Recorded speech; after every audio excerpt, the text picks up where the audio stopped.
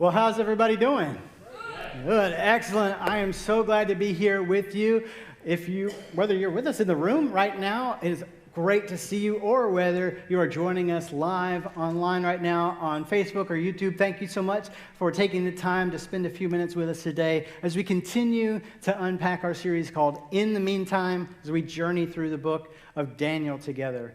Now, for those of you that know me, you know that I'm a pretty easygoing person. It takes a lot to get me really frustrated and riled up, and I don't like conflict like at all. Anybody else like me? Just really don't like it, and I kind of do what I can to avoid it. And sometimes I probably go a little bit too far because I'll make myself uncomfortable so that other people will be comfortable. And you could call that people pleasing if you wanted, and that's probably true, at least to a certain extent. But there comes a point, there's a line, isn't there?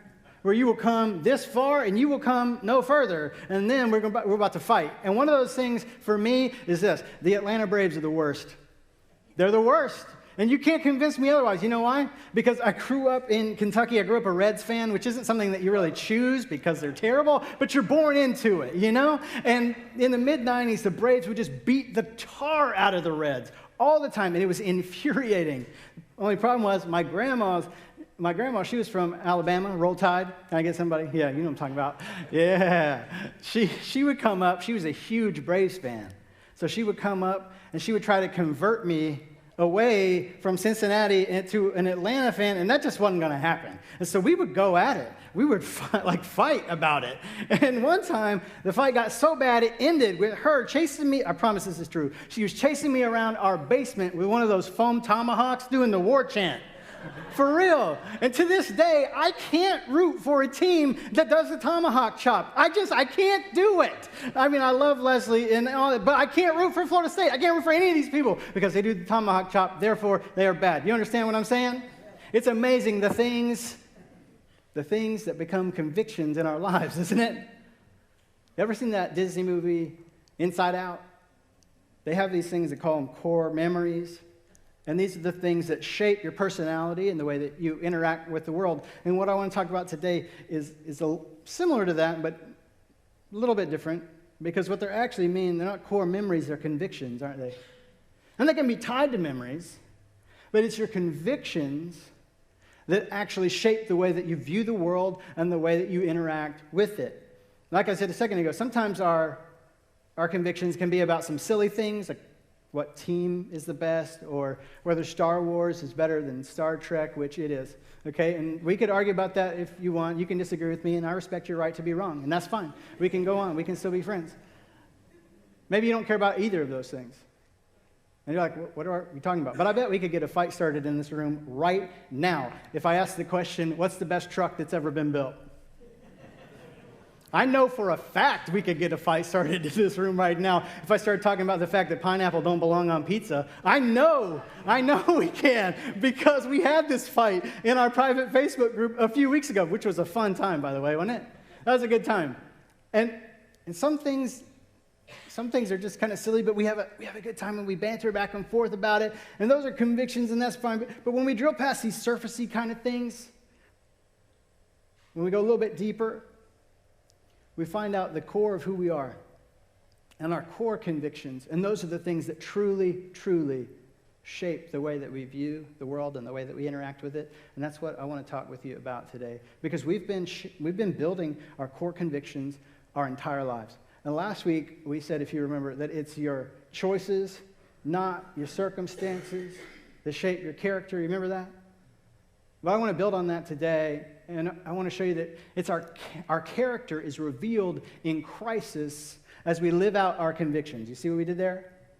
Our character, which is shaped by our choices, is revealed in our crisis as we live out our convictions. And, you know, when we face crisis, and we all do, we face crisis, and what we find out then, when life just really hits us hard, we find out if what we have are convictions or slogans.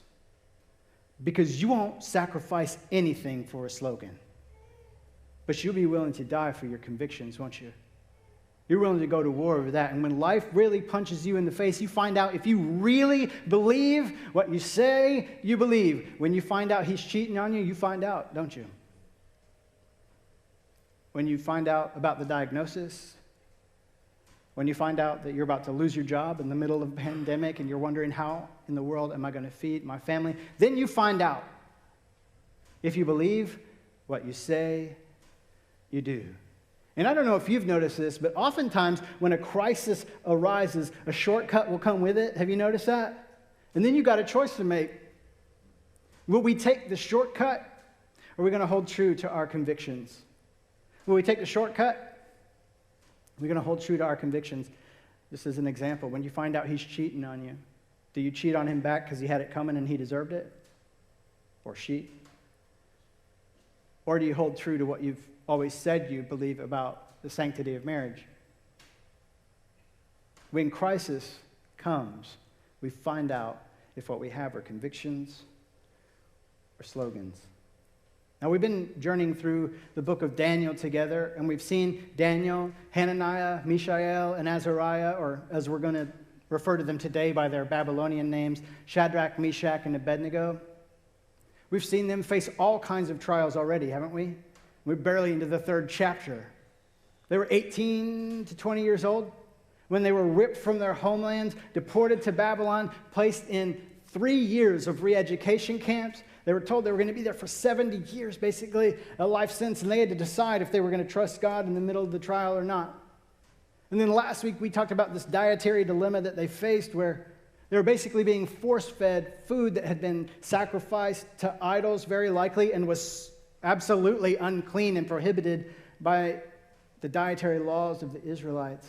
And they had to decide, were they going to allow their circumstance to dictate their choices, or were they going to make choices that would shape their circumstances?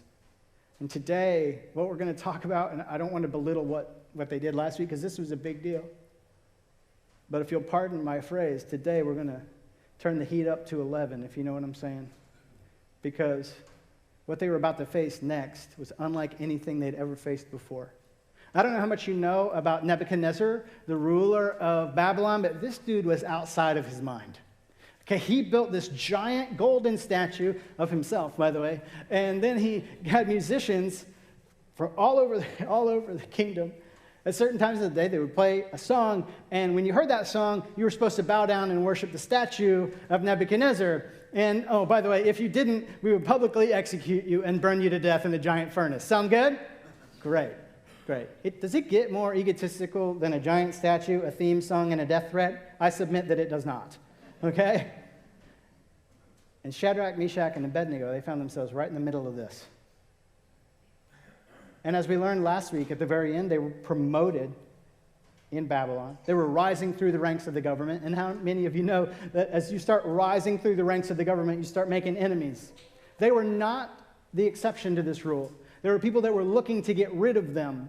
And then they found their chance, because Rakshak and Benny, for all of you VeggieTale fans out there, Rakshak and Benny, they were not bowing down. And word got back to King Nebuchadnezzar, because they said, hey, these guys, they apparently don't respect you at all, because they're not bowing down during your theme song. We just want you to know, because we don't want you to be embarrassed or anything.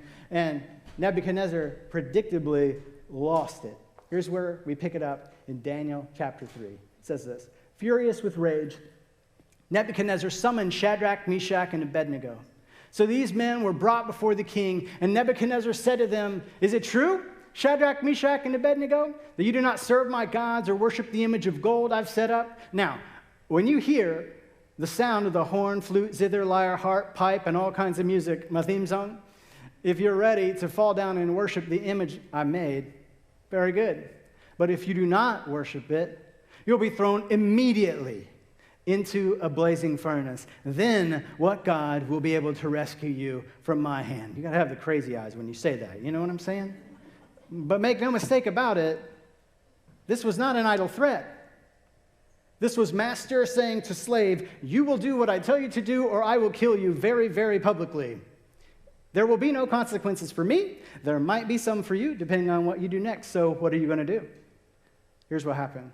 Shadrach, Meshach, and Abednego replied to him, King Nebuchadnezzar, we don't need to defend ourselves before you in this matter.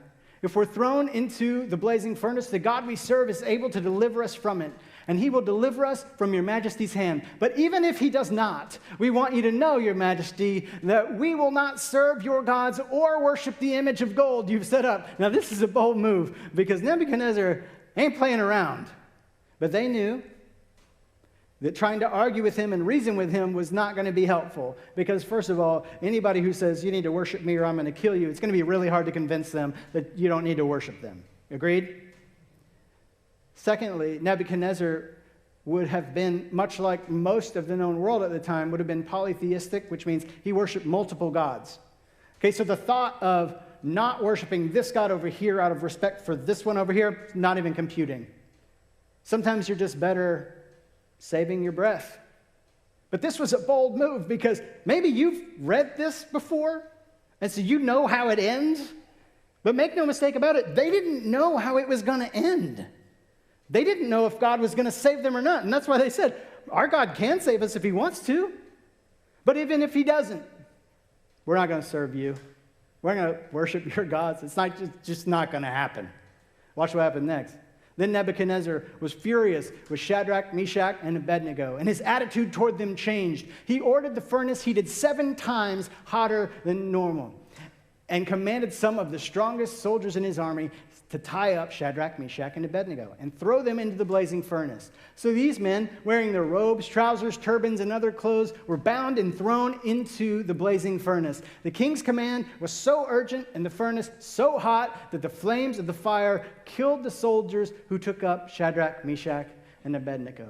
And these men, firmly tied, fell into the blazing furnace. Now, this is the nightmare scenario, isn't it?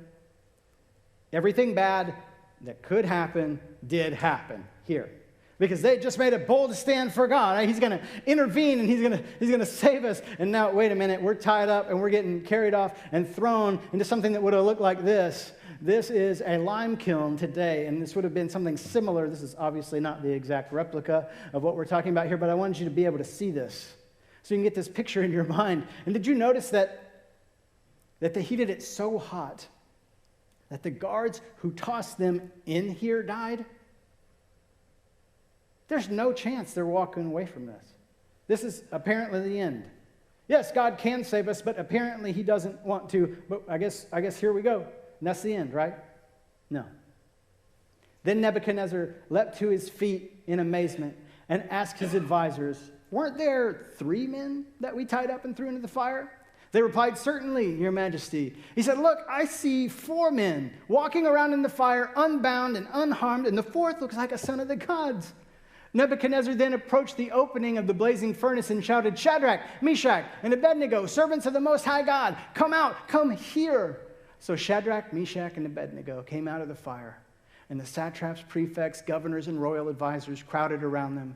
They saw that the fire had not harmed their bodies, nor was a hair of their head singed, and their robes were not scorched. There was no smell of fire on them. Then Nebuchadnezzar said, praise be to the God of Shadrach, Meshach, and Abednego, who has sent his angel and rescued his servants. They trusted in him and defied the king's command and were willing to give up their lives rather than serve or worship any god except their own God. Therefore, here comes a Nebuchadnezzar thing, man. Therefore, I decree that the people of any nation or language who say anything against the God of Shadrach, Meshach, and Abednego be cut into pieces and their houses be turned into piles of rubble, for no other God can save in this way. Then the king promoted Shadrach, Meshach, and Abednego in the province of Babylon. You remember like 5 minutes ago when Nebuchadnezzar said, I'm going to kill you, and there's nothing you can do about it. What God is going to save you from me? Isn't it great that he had to answer his own question? Isn't it great? Because the answer to the question, what God can save you from my hand, is the real one. The one who put you in place. The one who knit us together in our mother's womb. The one who gave us fire and everything that we have and can miraculously intervene when he wants to. That's the answer to the question. My God can save me and did save me from your hand. And then Nebuchadnezzar has to say, he's the real God. He's the only one that can save in this way. And in spite of all that, it took some courage for them to say this to Nebuchadnezzar, didn't it? Because, again, not to belittle what we talked about last week, but It's one thing to say, I'm not going to eat that no matter what you say. It's another thing to say, I'm not bowing down even if you chuck me in that furnace over there. That takes something, doesn't it? Where does that come from? Let me show you this. Their convictions gave them the courage to face the crisis. Their convictions, what they knew that they knew that they knew, gave them the courage to face the crisis. The same is true for you. You've heard it said that you can learn a lot about people when you see them going through something really hard. When you see somebody going through crisis, you can learn a lot about them, can't you? You know why? Because your character is revealed through crisis. But let me tell you, it's your convictions that guide you through it. Your character is revealed through crisis, but it's your convictions that guide you through it. You know why? Because that's the only thing you've got left in that moment. Because so often when we find ourselves in the middle of crisis, we feel alone, don't we? We feel abandoned by God. We feel like this is it. This is the end. I'm not living in the meantime, waiting on a brighter day and a brighter future. I'm living in the end times because this is it for me. This is the end. It's over. Maybe you felt like that before. Maybe you feel like that right now. And if you do, I want to just speak to you for a moment. And I want to encourage you that you're not the only one. You're not the only one that feels that way today. You're probably not the only one in this room that feels that way. Whether you're in this room where we are together, or whether you're joining us online, you're probably not the only one in the room that feels that way. And you're in good company. Because you remember King David, like Goliath killing David? You remember him? If you've ever read the Psalms, you know that about half of them are David going, God, when are you going to come save me from this mess? Why have you left me out here all alone by myself? When are you going to come fix the problem? You remember Elijah called down fire from heaven on Mount Carmel? Huge victory. Seems like about 15 minutes later, he's in a cave begging God to kill him because he's the only one who loves God. You remember that conversation? You remember when Jesus was hanging on the cross? What did he say? My God, why have you forsaken me? You're not the only one who's ever felt abandoned by God. But what do you do? Because it's one thing to say, okay, I'm not the only one that feels that way, but I still feel that way. So what do I do when I find myself in that moment? You rely on your convictions. Whether you realize this is what you're doing or not, you rely on your convictions to guide you through those moments. So let me ask you, what are yours? What are your core convictions? What are the things that you know that you know that you know? While you're thinking about that, let me give you a couple of mine. There is one God. One. There's only one. Jesus came and gave his life so that we could have forgiveness for the sin in our lives. That's why Jesus came. He came so that we could have forgiveness of the sin in our lives. And if you don't know how to get access to that forgiveness, I would love to talk with you about what that means. If you're with us in the room, I want you to take a look right over this way. Right under this screen right here, I'm going to be standing right under that screen after service today. I would love to talk with you about how to take your next step of faith, whether it's becoming a Christian for the very first time, or whether it's something else. Please don't let this moment pass you by. If you're joining us online and you obviously can't walk underneath that screen, take a minute. Don't skip this now. Take a minute and email us at hello, as in hi, hello, at SwissCoveChristian.com. We want to help you take your next step of faith because Jesus came and gave his life so that we could have forgiveness for the sin in ours. And it's only through the grace of God that I have a relationship with him. I owe him everything. And conversely, he owes me nothing. But he will never leave me or forsake me, even when I feel alone. I'm not. Will somebody say that last part with me really quick? Even when I feel alone, I'm not. One more time. Even when I feel alone, I'm not. I want you to let that sink down deep in your soul today. Rest in the knowledge that even when you feel alone, you're not. Shadrach, Meshach, and Abednego, they had to decide if they were going to live their convictions or if they were going to cave. And this is the same choice that you have to make today. But you know what I've learned is that it's really difficult to live convictions that you haven't named. So a couple of weeks ago, I asked you to write down the reasons that you trust God. And we said the reason we want you to do that is if you'll list the ways that God has been faithful to you in the past, you'll see your trust in Him in the present begin to grow, and that trust will carry you into the future, the things that you're going to face. Today, I want you to take some time and write down what are your core convictions, the non-negotiables in your life that you know, that you know, that you know. And today, at 1 o'clock in our private Facebook group, this question is going to pop up. What are your core convictions? Take some time. Write out 2 or 3. Write out many more for yourself. Because these are the things that are going to guide you when it all seems like it's falling apart. So take the time and name your convictions and surround yourself with people who share those convictions. Because I know that we think that we can just do this. I'm an island. I'm a rock. I can do this on my own. But listen to me. Remember a couple days ago in our Bible in a Year app, we just read, God said, it is not good for man to be alone, didn't we? Just a couple days ago. You weren't meant to do life or faith alone, so don't. Surround yourself with people who share your convictions. This is what happened in Shadrach, Meshach, and Abednego's life, isn't it? They knew what they believed, and they were surrounded by people who shared those beliefs. This past week on Instagram stories, Perry Noble said this: there are 2 kinds of people, those who throw you in the fire and those who go into it with you. Come on, somebody. 2 kinds of people. Those who throw you into the fire and those who go into it with you. You have both of these people in your life right now, don't you? Now let me tell you something. Whether or not you cave under the pressure or you live your convictions is largely going to depend on which one of those voices is loudest in your life. Who do you allow to speak into you? People who say, I don't even know why you're doing what you're doing. Or people who say, I know it's hard, but you're not alone. I'm going to walk with it through you, and our God is going to walk with us every step of the way. This is what Shadrach, Meshach, and Abednego knew. They knew that just because God was silent didn't mean that He was absent. That just because they were going through something horrific didn't mean that God had left them. And because they were willing to live their convictions, Nebuchadnezzar got to see a miracle of God, didn't he? And no, he didn't convert to Judaism. If you've read the book of Daniel, you know that he didn't. But even Nebuchadnezzar was forced to admit, this is the one true God.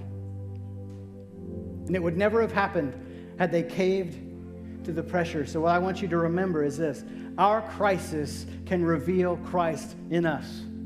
Our crisis can reveal Christ in us. And it doesn't mean that everybody around us is going to become a Christian because we walk through the fire, so to speak.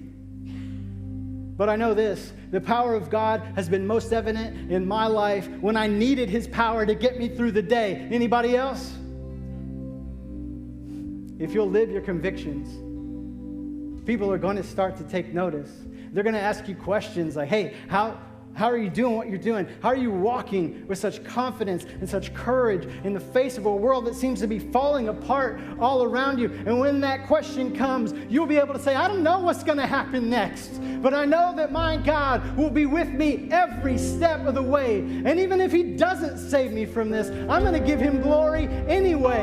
Anybody else feeling that this morning? Would you stand with us now? May we take our cue from Daniel, from Shadrach, Meshach, and Abednego. You remember when Paul wrote to the Philippians, and he said, I don't know if I'm going to live or die, but I know that for me to live is Christ, to die is gain. May we take our cue from them. May we be able to add our names to that list, because we know we can trust God in the trial because He got there before we did, and He's already working it for your good. May we say with confidence, I don't know what's going to happen next, but I'm going to give my God glory no matter what. Whether He saved me from this or not, may His glory fill the earth. Amen.